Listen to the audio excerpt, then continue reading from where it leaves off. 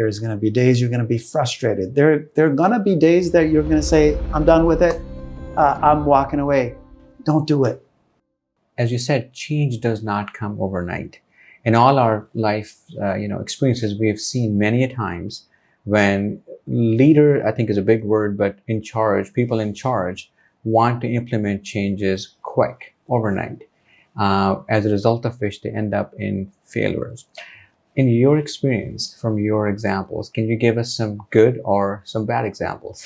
without naming the names. How you manage the failure? I think this is how I interpret the question.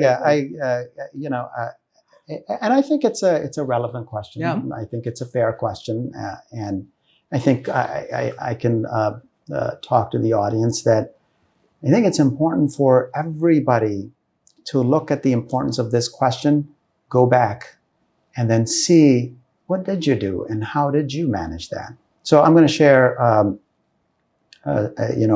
another failure of mine. I've had a lot of them, so I don't have any problem in finding a failure for my story.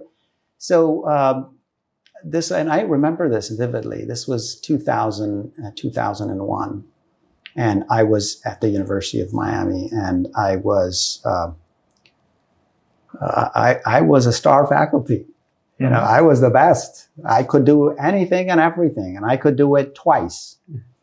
So, my mentor, David Roth, at the time, talked to me about creating interventional nephrology as a specialty.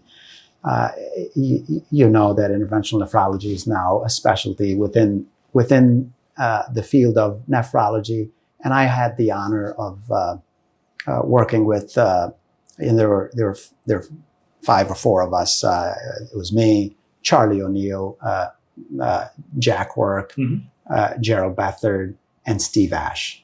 Yeah, so it was 5 of us that led to the foundation of this specialty. 5 of us wrote the first textbook, wrote the second textbook, wrote the third textbook, wrote the 4th textbook of a new specialty within the field of nephrology. But it wasn't always a great picture. So I'm going to take you back to 2001 when my chief at that point, David Roth, said that, look, you want to create a specialty, this is what I'm thinking, there are problems. You always create things to solve problems. So there was a problem about dialysis patients, and I said, sure, let me do it. I was enthusiastic. Mm-hmm. I wanted it yesterday. And so to your point, it's such an interesting question because it brought all the memories. So I said, okay, instead of 1 program, I'm going to create 2 programs. I'm going to create 1 at the main medical center, and I'm going to create 1 at the VA. And I made all the program. I made the curriculum. I knew that, you'll do this, and you'll do this, and you'll do this, and you'll do this. And I had the 2 teams. I made the schedule. I made the patient list. I created an interventional lab for both of them. I was at the hospital till 8, 9, 10 p.m., at times midnight, trying to solve these problems. It blew up in my face. 200%. And I was very upset. This is 2001. So I went back to David Roth and I said, I've been working so hard. And it was true, no lie. I've been working so hard. I've put everything together. I've given everybody a job, and I've created the schedule. I have created the patient list. I've created 2 labs. And he said, yeah, and I can tell you right now why you failed. Because what I hear from you is I, and I. So your question is spot on. That's what, for the first time, I learned that no matter how good you are, you can't do it alone. You have to have people's input. And quite frankly, over the years, I learned that actually they had a better idea than my idea. So again, I went back to them and I said, look, let's start again. My apologies. I can see that I didn't include anybody. I thought that I had all the solutions, and I'm a hardworking person, you all know, and in that hard work and that enthusiasm got the best of me. And I want to take it slow, and let's just make sure that we do it right. And then it took some time. To your point, change is slow.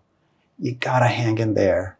There are going to be days that you're going to be upset. There's going to be days you're going to be frustrated. There are going to be days that you're going to say, I'm done with it. I'm walking away. Don't do it.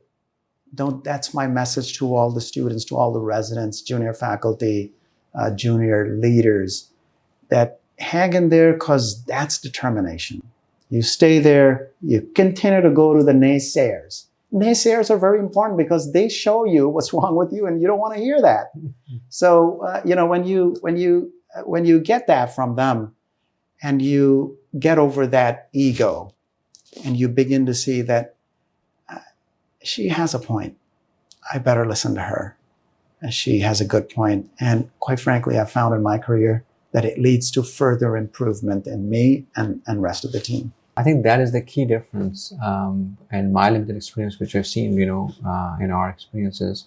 People who learn from mistakes go far, and people who refuse to learn, unfortunately, get stuck and become prisoners of the past. Yeah. And for physicians, and as you mentioned, I think for any educated group of people, especially physicians, as you described so perfectly, unless you get an intellectual buy-in, people are just not going to budge, just because our strategy is going to align with new agenda. Change is hard, and change is the only constant. What I have learned, and really what you did, what you learned, you switched from I to we, and I have learned the same thing. The moment you become inclusive, you're right. So if you want to go fast, go alone. But if you want to go far, go together.